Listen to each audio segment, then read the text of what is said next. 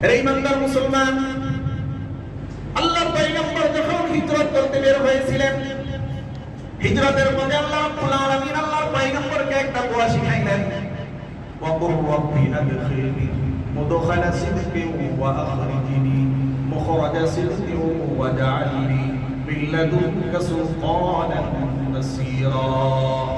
ওয়াকুর রাব্বি আদখিলনি, ও নবী আপনি আমার কাছে দরখাস্ত করুন, আমার কাছে আবেদন করুন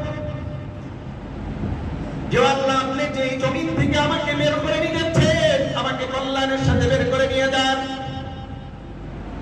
এবং আমাকে যেখানে নিয়ে যাচ্ছেন কল্যাণের সাথে নিয়ে যান।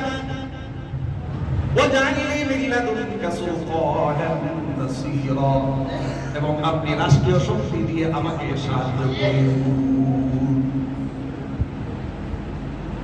রাষ্ট্রীয় শক্তি দিয়ে আমাকে সাহায্য করুন।